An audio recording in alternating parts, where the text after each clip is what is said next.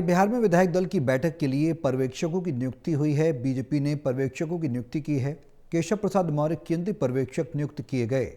अर्जुना मेघवाल, साध्वी निरंजन ज्योति केंद्रीय सह पर्यवेक्षक नियुक्त किए गए हैं। तो बिहार में पर्यवेक्षकों को नियुक्त किया गया है। अर्जुना मेघवाल, साध्वी निरंजन ज्योति केंद्रीय सह पर्यवेक्षक नियुक्त किए गए हैं। बिहार में विधायक दल की बैठक के लिए पर्यवेक्षकों की यानी ऑब्जर्वर्स की नियुक्ति की गई है। 20 तारीख को शपथ ग्रहण बिहार में होने जा रहा है। नई सरकार के गठन की कवायद तेज हो चुकी है।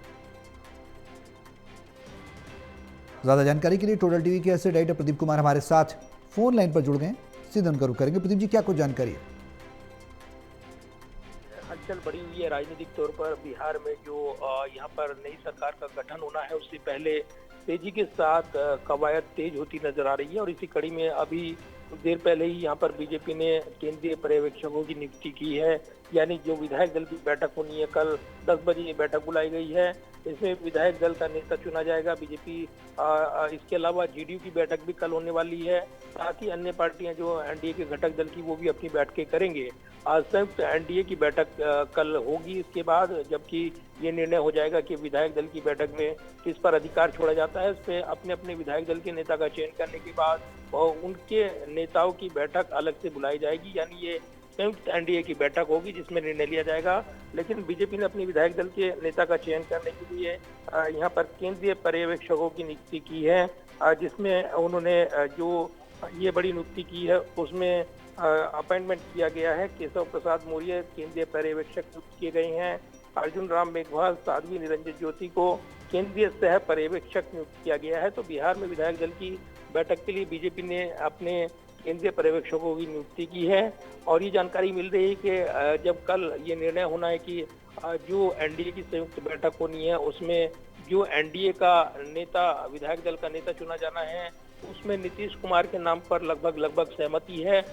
कोई अगर चमत्कार नहीं होता है या कोई अड़चन नहीं आती है या कोई और नया दांव यहाँ पर राजनीतिक तौर पर नहीं दिखता है, तब निश्चित तौर पर एक बार फिर से नीतीश कुमार का मुख्यमंत्री बनना तय माना जा रहा है। इसको लेकर हलचल बढ़ी हुई है, बैठकों के दौर जारी हैं। इस बीच संजय झा, लल्लन सिंह और उनके आगे के दौर की बातचीत वरिष्ठ बीजेपी नेताओं के साथ दिल्ली में देखने को मिली है। इसके अलावा भी जो घटनाक्रम है शपथ ग्रहण समारोह का, वो वहां पर हलचल बढ़ाता हुआ नजर आ रहा है, क्योंकि 20 तारीख यानी 20 नवंबर को ऐतिहासिक गांधी मैदान में पटना के शपथ ग्रहण समारोह होना है नई सरकार का।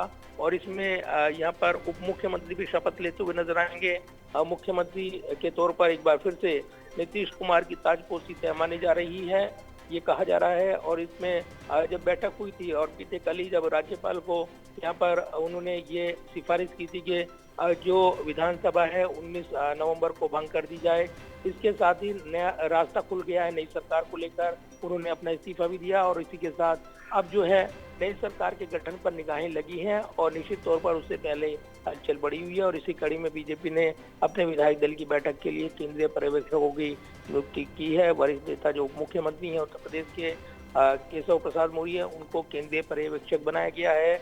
इसके अलावा अर्जुन राम मेघवाल को और साध्वी निरंजन ज्योति को सह केंद्रीय पर्यवेक्षक की जिम्मेदारी बिहार के लिए दी गई है। प्रदीप जी, एक बेहद अहम सवाल, कल बैठक होनी है और ये पर्यवेक्षकों की नियुक्ति हो रही है। सबसे अहम सवाल है कि सेम फॉर्मेट रिपीट होगा, जैसे कि आपने भी जिक्र किया कि लगभग नाम तय हो चुका है सीएम फेस का, नीतीश कुमार ही रहेंगे डिप्टी सीएम पर। फॉर्मेट सेम रिपीट होगा, सम्राट चौधरी और विजय कुमार सिन्हा? देखिए, ये विनिंग टीम में कॉम्बिनेशन में बदलाव नहीं होगा, ऐसी सूत्र दावा कर रहे हैं। लेकिन ये भी जानकारी मिल रही है कि पूरी टीम मंत्रिमंडल की बदली जा सकती है, इस तरह की चर्चाएं हैं। हालांकि जो सूत्र दावा कर रहे हैं उसमें कॉम्बिनेशन जो मंत्रिमंडल गठन का वो सूत्र निकल कर आए हैं, उसमें बराबरी के मंत्री जेडीयू बीजेपी के कोटे से रहेंगे। इसके अलावा चिराग पासवान की पार्टी से 3 या फिर अन्य दलों की बात करें, उपेंद्र कुशवाहा की, हम पार्टी की, एक को मंत्री पद बनाया जाना है, ये जानकारी मिल रही है। तो कहीं ना कहीं पूरी तरीके से जो हलचल है वो इस बात को लेकर है जो वरिष्ठ जो मंत्रालय हैं, यानी जो की रोल में मंत्रालय होते हैं, वो किसके पाले में जाते हैं और उसको लेकर खींचतान की ये जरूरत महसूस अगर हुई तो वो देखने को मिल रही है। इसीलिए वरिष्ठ जेडीयू नेताओं की बीजेपी नेतृत्व के साथ अलग से मुलाकात वो हुई है। इस बीच पहली प्राथमिकता सरकार के गठन को लेकर है और उसके बाद मंत्रिमंडल के गठन को लेकर भी तैयारियां इस बीच देखने को मिल रही हैं, क्योंकि उसके बाद जी। जैसे ही मंत्रिमंडल शपथ लेगा मंत्रियों के विभागों का बंटवारा भी देखने को मिलेगा। अगर ज्यादा लंबा वक्त लगता है तो निश्चित तौर पर ये कहीं ना कहीं थोड़ा मुश्किलें पैदा करेगा और इसीलिए अलग अलग तरह की चर्चाएं इसको लेकर चल रही हैं। तो जैसे जैसे वक्त बीतेगा और कल बैठक होनी है तो उससे पहले रणनीतिक तौर पर तमाम दांव पेच देखने को मिल सकते हैं। चलिए, बहुत शुक्रिया प्रदीप जी तमाम जानकारी साझा करने के लिए।